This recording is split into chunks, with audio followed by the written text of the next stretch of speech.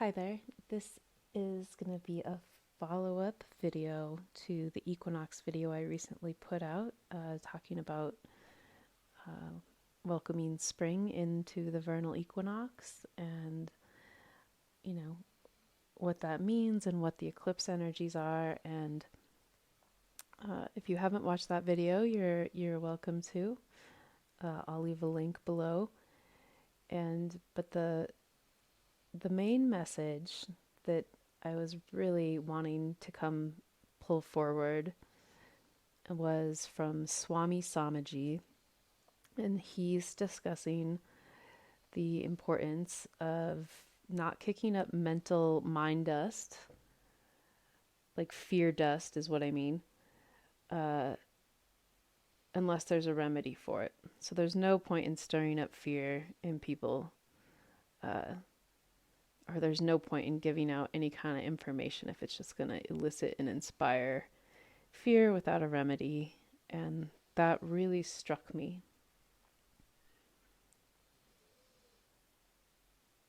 So having said that, I was speaking to a few different things,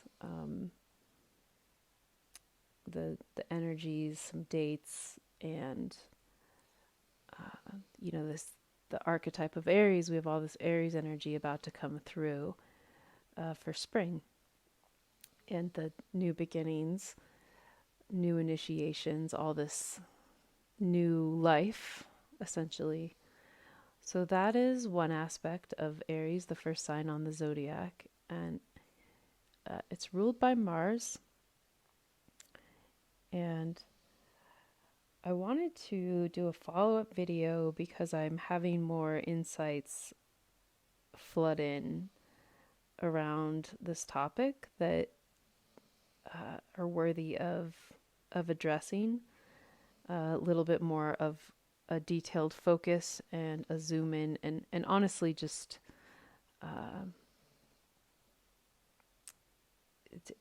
uh, messages sort of flooding in that want to be spoken. So, for example, I have this mentor from years ago that I highly respected, and we would go on these walks and have these long talks.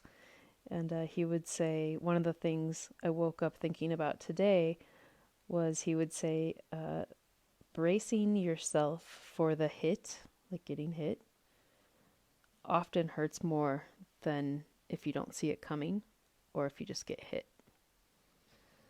So at the time, he was speaking more in metaphors for recovery purposes of this whole being in anticipation of something can actually cause uh, more damage than just it just happening, and then you're just dealing with it. And that's what I was really trying to express in that last video of the just deal with it as it arises, the anticipatory trying to get ahead of it, predict it, control it, uh, all of that.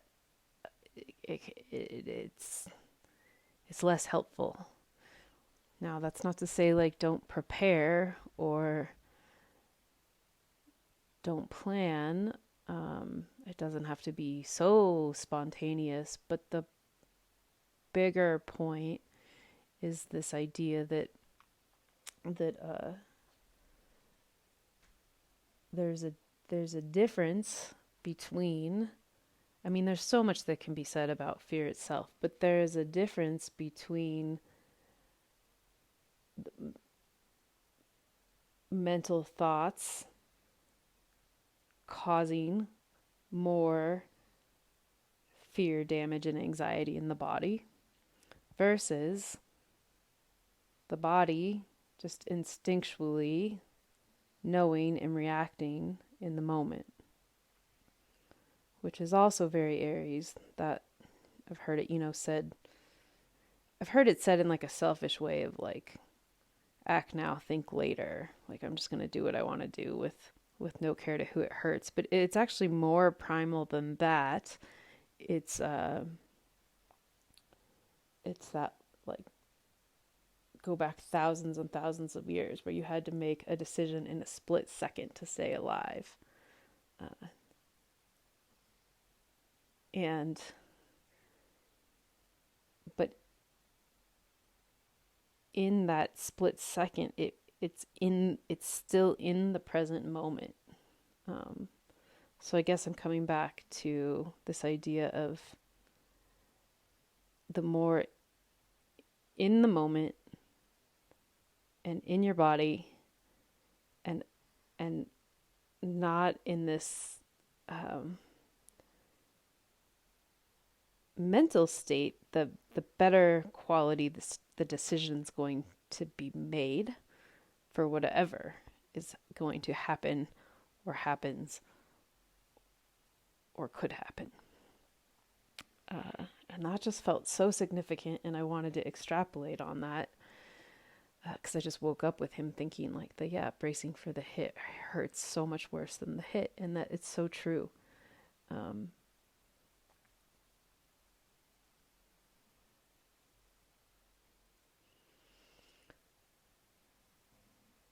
Now, it's also needs mention that that's a protective function of the mind, and it's natural to survival. And if you've been hurt, once you've been hurt, you don't want to be hurt again. And the autonomic nervous system is just kind of going to do that without your permission. So Swamiji is saying, like, don't feed into that. Like, come back into the body and find the still centeredness so that that's not running the show. And that just, I don't know why that's so profound to me. It just feels really significant to talk about. And then the other piece to that, this would fall under the idea that if there's, bear with me as I collect my thoughts here, that there's it's natural if you're going into a post-traumatic stress response where the brain is just doesn't want you to go through anything bad again, and or just wants you to stay alive. Very, very Aries. So that's natural. But the part that's important is this knowing the difference between when the mind's doing that, or what's being fueled just by mental narratives or panic, or I'm not sure quite the words to say, but I think you know what I'm trying to say. Just like up in your head about it, versus when the body is genuinely telling you that there's fear and to pay attention and listen, because fear has a function, a very important one. So the difference between the mental just overprotective in the future, in the past, not even sometimes in reality, versus the body responding to something. So the difference with that, I would say, is that if there is enough space to discern which is which, you can address the fear in the body itself. So, like, first of all, is it just protective? Or is it living somewhere in the body? Where is it living? What is it doing? What are the sensations? So then it becomes like a curiosity and a dialogue with the body. And then as soon as you are in the body and in that processing, you're back in the moment, because the mind is not. And the body, being of the earth, it's always in the moment. So as soon as you can drop back down into your body, it regardless of what's going on, you're back in the moment, and you're going to get accurate information. So even if it's fear being held in the body from past traumatic situations or unprocessed emotions, then if you can bring breath, awareness, light, consciousness, curiosity, dialogue, and be with it, let it arise, you're going to let some of that fear that's in the body that's been trapped release, and then free up more space. Or you're going to be able to listen and know what it's telling you. If there's a if there's a deeper, like, sometimes you need to listen to the fear. You need to get out of the situation. Or you need to not make the left turn, or you need to pay attention to something that your mind isn't. And so that's where the somatics comes in. And somatic work is really powerful in that regard. And sometimes you need a trusted professional or a good friend. Sometimes we can't do it on our own. But you definitely can start there. And now, having said that, just a disclaimer, I don't have letters behind my name, so this is me speaking from my own experience and wisdom. Take what you like, leave the rest. And some of this is easier said than done, and it's all a practice and a process, but it just felt that it needed spoken.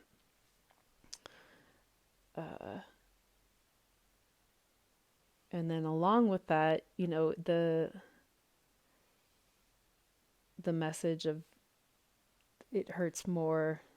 Sometimes it hurts more to brace for the hit than to actually get hit. Oh, excuse me, my voice is going out. Is the idea that the hitting, it just made me think of violence and war and anger. So that is also can be associated with a lot of Aries energy and Mars, which rules all of that. So regardless of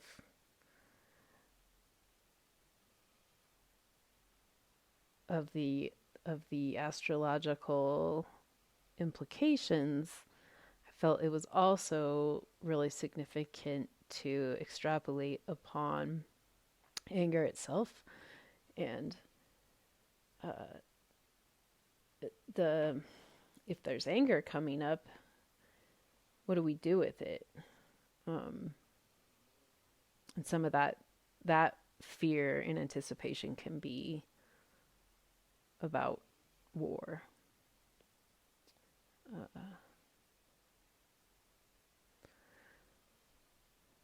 So what did I want to say about this was, I guess I just wanted to open up a conversation around anger, because we don't talk about it. It often is so scary we don't know what to do with it, and it gets shoved away and repressed, and then it's living somewhere in the body causing unknown damage.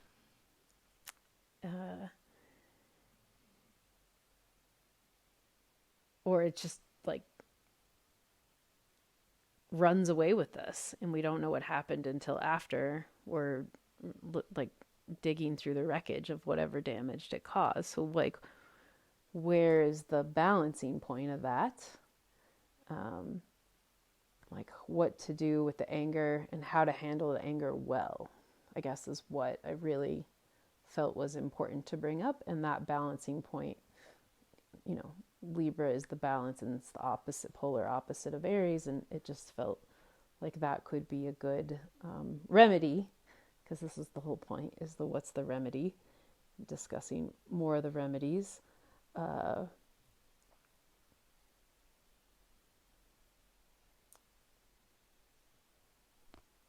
and I don't feel like it's getting talked about a little bit more with all this trauma information and knowledge that's out there, which is fantastic. And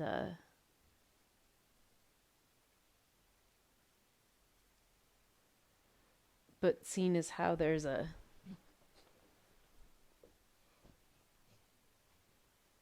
full moon coming up in the early degrees of Libra, I thought it would be good to shed light on this too. Um, so what do we do? Like, what do we do with anger? Um, First of all, it's with Mars, there's that intense charge, a lot of energy, fight or flight. So often where the fight comes in, and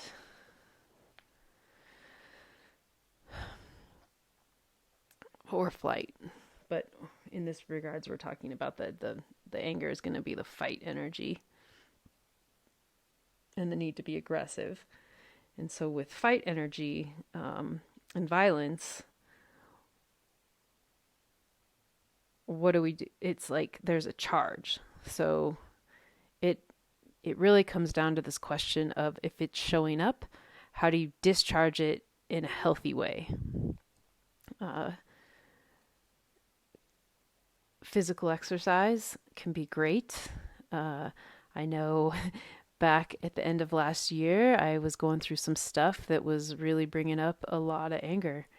And, that adrenalizes the body. And then once you've got adrenaline in the body, you're also not thinking clearly, because you're getting flooded with chemicals and hormones that are telling you you're in danger. So sometimes step one is realizing you're not in danger if you're not, if it's mental mindscapes. And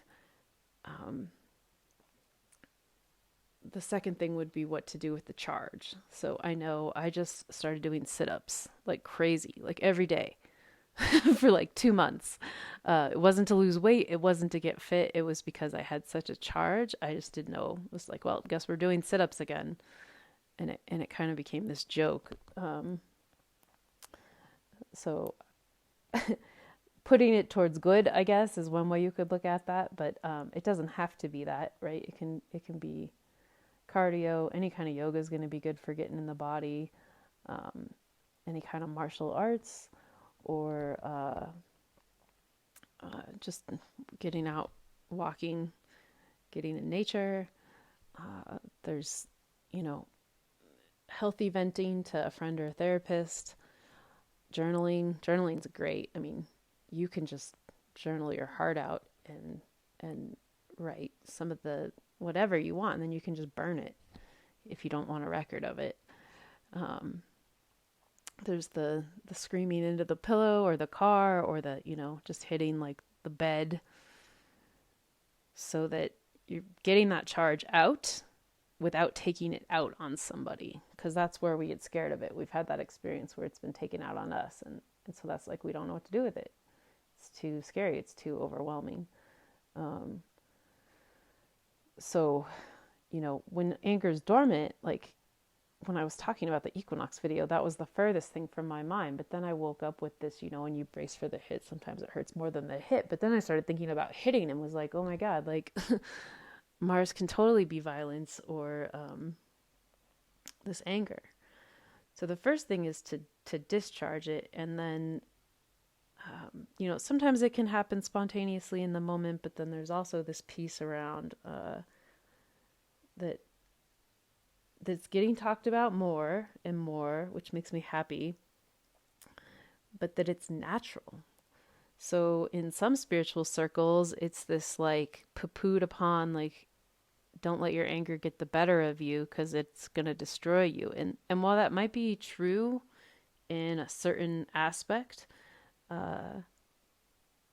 it's also the first indicator that a boundary has been crossed, and it's natural because you're something in you is rising up to protect you fiercely. It's that warrior energy of like, nah, like, no, I'm not tolerating this. Uh, so, you know, sometimes that in the moment, how that plays out is just how that plays out. But if we're trying to look at it in a healthy way, and if there is like the the space to do so, is that then this investigation of what's going on here, like what boundary was maybe crossed, and why is it causing this reaction in me? And then there's this really beautiful inner reflection that can happen from there, and some deeper work, some deeper shadow work or Jungian work, or just an understanding of how you work. Because it's also said that anytime something flares up inside of you, doesn't matter what the external trigger is, it's living in you. That's yours. That's yours to deal with. So again, very Aries, like it's your inner stuff. I struggled with that one for a long time, but the more time that goes on, the more I'm just seeing how that really is a thing. um, and being responsible in dealing with that. So I guess we're sort of taking it into this responsible way of how to deal with anger, which is also this Mars approaching Saturn that I was talking to.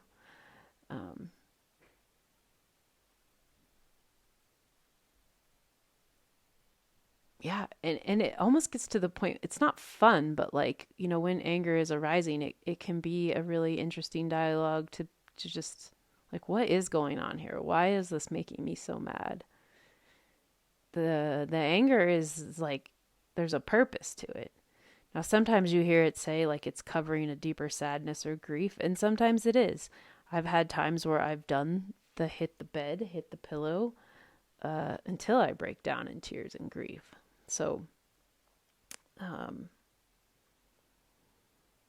but there's also been times where I've gone to like apologize for being angry or getting angry at a situation. And like, of course, you should never like yell at anyone or take it out on anyone. But then I've stopped myself from apologizing because I'm like, no, they actually crossed a boundary that I had set, and I had every right to be angry. So you don't have a right to hurt anyone with your anger. But like the anger itself was justified, is justified. Justified's a tricky word. That's a Libra word. Um, but just the point being that like, then it turned into this deeper, like, oh, well, what was the boundary crossed? Oh, the boundary crossed was like, I made a request for this, and then they're blatantly ignoring that. And then, you know, like whatever they're doing is their stuff. But then I'm getting clear on what my needs are. And then the other part of all of this that makes me think that's with all this Martian energy is Marshall Rosenberg's nonviolent communication. And, you know, that's some older material now that's I don't think it gets enough press. I think because nobody really knows how to do it. Is I mean, there's practice groups around the world and stuff, but it's like a small percentage of people that even are aware of what it is. But he says that most of the time violence is just caused because we don't know how to ask for our needs aren't getting met, and we don't know how to ask for our needs getting met. And a lot of times we don't even know what our needs are. So this whole investigating your interior life, it's important. And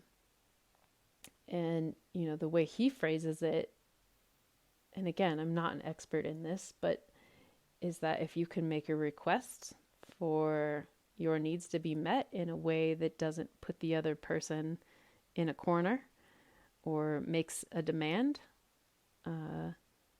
then they can just calmly answer whether or not they can meet it. And if they can, great. There's no violence. And if they can't, you go get the need somewhere else, or you meet the need yourself. And like it's brilliant. It's not how society and culture operates at all, or even our governments, or uh, the military systems. Uh, but a lot of times it's just, you hear that, like, what are you fighting for? And the fight is often something you care about, and there's no other way to resolve it. Now, force is a little bit different. This could go down a different rabbit hole, but um, the idea is this coming back to like knowing what's yours and what isn't yours, and then how to be responsible with that is what I'm trying to say. Uh, so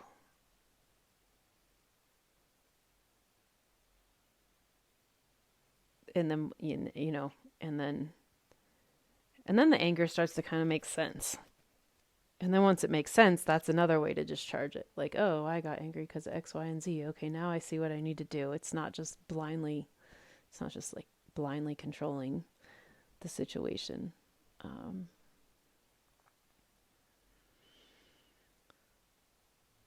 So I hope this isn't, I hope this is making sense or isn't too like on a soapbox. It just felt this stuff just flooded in as significant as a follow-up to what was expressed prior, as we go into all this Aries energy coming up, and the full moon in Libra is happening Monday, and I like this idea of it's going to be a Virgo full moon in Vedic, which is ruled by Mercury, but that can be that curiosity, this having a dialogue as a gateway. What am I trying to say here? The having a dialogue opens up the space for listening, which is one of the highest functions of Libra, and can be the antidote and the remedy to all the Aries energy. That's what I'm trying to say. Now, two things that are on the flip side of everything I've just been talking about is this being passive and not knowing how to confront or get into conflict to keep the peace. Very Libra. But it comes at a high cost. So I've personally been working on that one. That one's not easy, especially if you don't have conflict resolution skills or any good models growing up with that. But not standing up for something that needs stood up for can also be detrimental in personal ways and in bigger world ways. And the Bhagavad Gita is this, well-spoken, well-renowned jewel of India's spiritual wisdom. And I've always been like a little afraid to read it. But it's been a huge influence in my life with some things that have gone on in the past few months. And, it's this spiritual script talking about what do you do? When do you fight? How do you fight the good fight? And that's pretty profound in that regard. I mean, it's inspired Henry David Thoreau, Ralph Waldo Emerson, Mahatma Gandhi in their quest for peace. but not being passive to the degree that just whatever happens, happens. So that needed mentioned. Uh,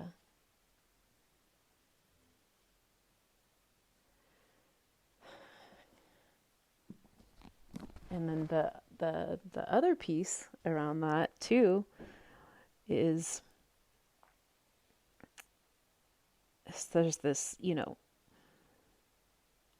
whatever's happening in the body or in the reality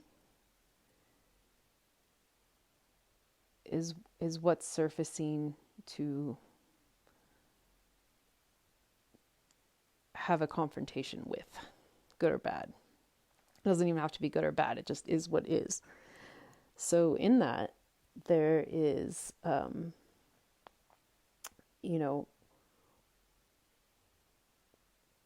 when something external is coming at you, what do you do with it?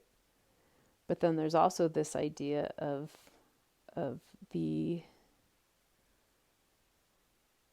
internal, and what's going on in the internal is being projected onto the external and reflected back. So there's this dual nature of what needs addressed externally and handled, and then there's also this inquiry of what I'm talking about, of creating this dialogue and then listening and then doing the inner work, that then when you clean up whatever's alive in you, it's going to be reflected externally and clean it up for the collective. And I'm a big proponent of that.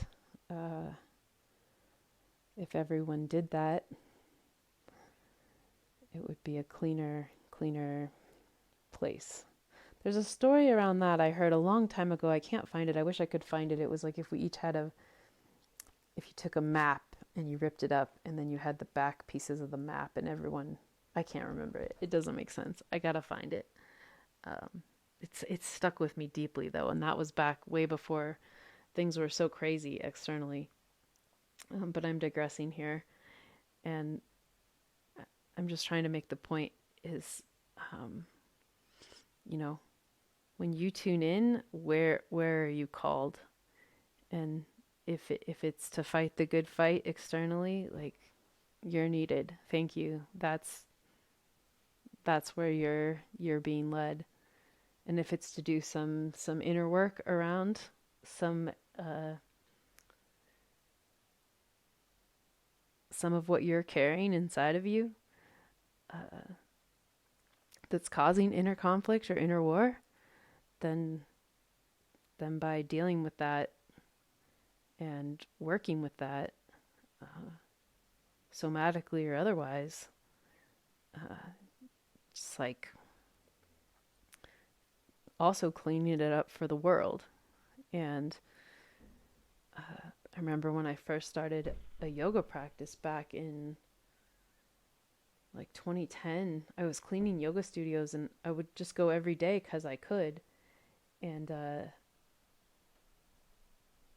I noticed after much time of practicing, like suddenly my apartment just,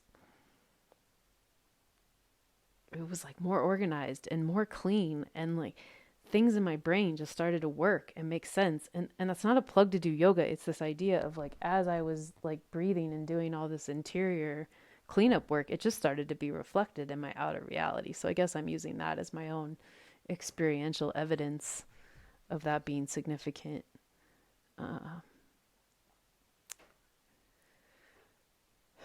And then there's the personal share there, is I did too much too fast trying to heal, and then I opened up traumas in my own body that I didn't know what to do with.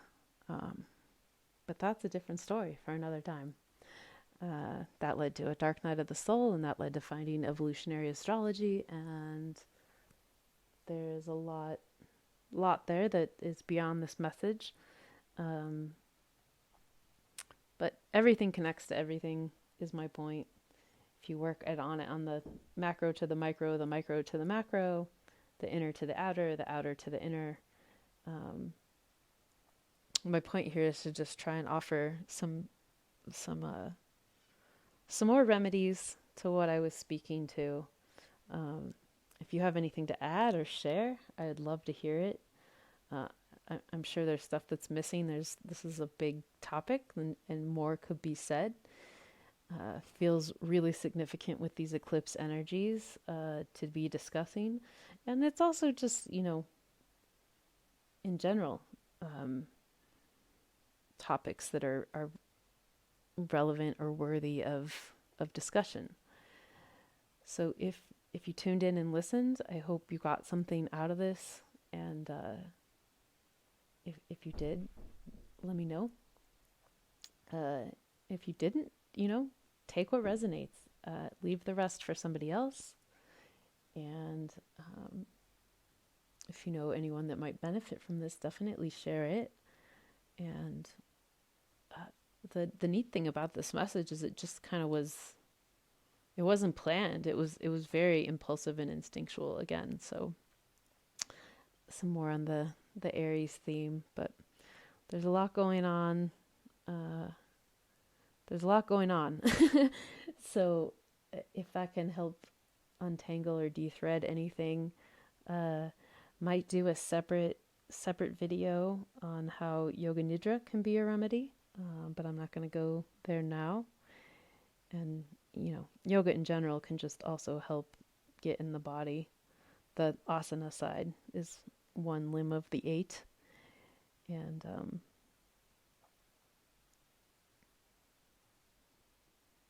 I think if I can get this video out as soon as possible, and then I would like to do a card pull for the full moon, but I think I'm going to approach it a little bit differently. I have a specific set of questions, so hopefully I get to that. Stay tuned for that. I'm really excited about it. Some new life, new inspiration there. A lot of that coming in. So yeah, just come back to the question of what is the remedy needed in the situation.